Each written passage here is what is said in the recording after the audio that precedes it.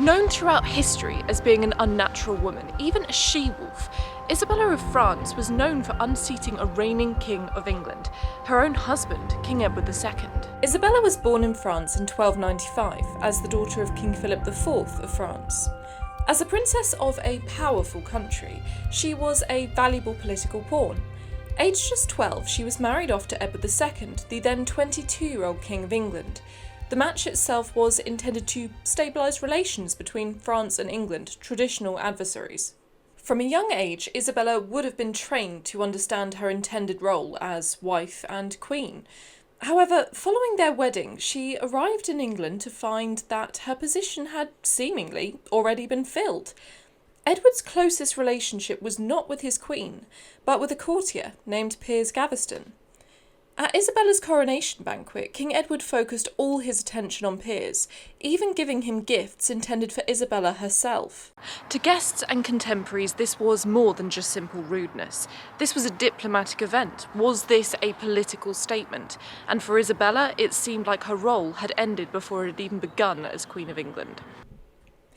This pattern would define Isabella's early reign.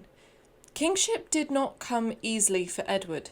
Kings were expected to lead armies to victory, keep borders secure, and inspire the loyalty of the nobles.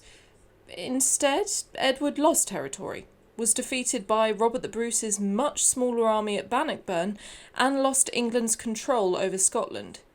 He showed clear favouritism by bestowing the title of Earl of Cornwall on Gaveston as well, a title traditionally reserved for royalty. In essence, he was alienating his nobles.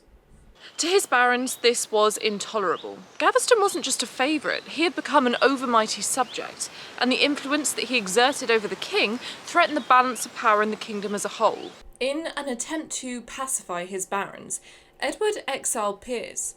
The exile itself didn't last long, however, as Edward just couldn't cope without him, and brought Piers back. By this point, Isabella was pregnant with the heir to the throne, meaning she was no longer just a foreign consort, she carried the future of the royal line. To escape the rebellious barons, Edward, Piers, and a pregnant Isabella fled to the north, pursued hotly by the nobles. Gaveston was captured. The barons gave him a brief show trial and then executed him. Soon after, in the relative safety of Windsor Castle, Isabella gave birth to a son, the future Edward III. As mother of the heir, and with Piers out of the scene completely, Isabella was now able to work to stabilise the realm, helping to ease the tensions between the king and the nobility. But England itself was suffering badly. Famine ravaged the population, raiding continued, and by this point Edward's credibility as king had been utterly shattered. Isabella began to acquire land of her own, to act independently in politics, and to build her own networks of power, which would be crucial, all while securing the succession by producing more children. Then a new royal favourite emerged. His name was Hugh Despenser. He was ruthless, greedy, and deeply unpopular, seizing land aggressively and enriching himself at the expense of others, even the Queen. Isabella recognised immediately what Edward refused to see. She knew that the level of influence Despenser was exercising over the monarchy was about to cause waves, and cause another threat to the kingdom. Female power was always treated with deep suspicion, so Isabella knew she had to play this really strategically. She waited till Edward was in public, dropped to her knees in front of him, and begged him to banish Despenser. It worked, and Despenser was indeed exiled. Briefly. But I think we've been here before. Edward and Despenser began persecuting their enemies, including Isabella herself, and as tensions with France worsened, French residents in England began to be targeted as well. Being both French and in opposition to Despenser didn't help Isabella. Her lands were confiscated and her household was stripped of all its French servants, some of whom we can safely assume had been with her since she came to England as a small child. This was no longer neglect from a marriage partner. This was political exclusion, pure and simple. Edward and Despenser had underestimated Isabella, and that was a mistake that was about to cost them everything. In order to ease tensions between France and England, a treaty was set to be signed. Edward sent Isabella to Paris to negotiate terms with her brother, and true to form, she did that and did it successfully. But her stroke of genius was then asking Edward to send their eldest son, the heir to the English throne, to come and seal the agreement. Being in possession of the heir to the throne gave Isabella something more important than wealth, land, prestige. It gave her leverage over the king.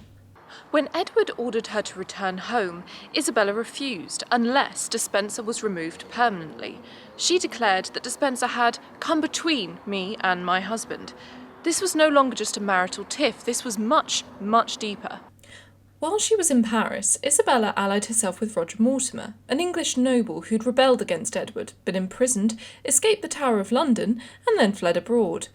Rumours say that their love affair began with a mutual hatred of Edward himself. Isabella arranged her son's marriage to Philippa of Hainault, thereby securing ships, money, and soldiers, which they were about to use. Support for Isabella flooded in, from nobles, barons fed up to the back teeth with Edward's ineptitude. Edward and Despenser fled to Wales, where they were somewhat inevitably captured. Despenser was executed with extreme brutality, a deliberate message that the old regime was over. But removing Edward II posed a more complex problem. A king ruling by divine right could not simply be killed, so, instead, Parliament forced him to abdicate, the first English king ever to do so. Isabella placed her 14-year-old son on the throne instead, as Edward III, while she ruled as regent. Edward II was imprisoned and soon died under mysterious circumstances. The cause of his death remains uncertain. Rumours are rife about this, whether it was by the thrusting of a red-hot poker into places a red-hot poker shouldn't be, strangulation, or simple illness. But it was certainly very convenient for everyone involved. Isabella ruled England alongside Mortimer for several years, but their regime began to resemble the one they'd actually overthrown. Heavy spending, self-enrichment, favouritism, they began to alienate many of the people that had helped them reach the throne. In 1330, Isabella's son, now Edward III, had had enough. He sent knights to break into Isabella and Mortimer's castle in the middle of the night using tunnels.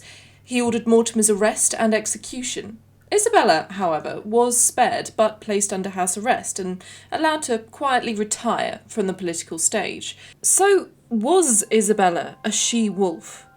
Traditionally, the term has been used to describe women who behaved more dominantly, powerfully, and independently than strict societal expectations allowed for women. It was an insult. From a marginalised, humiliated child bride, Isabella rose to seize power in a way that no woman in England had ever done before. The term she-wolf says more about the discomfort of powerful men, at the idea that a woman could defy expectation, play their game, and ultimately beat them at it.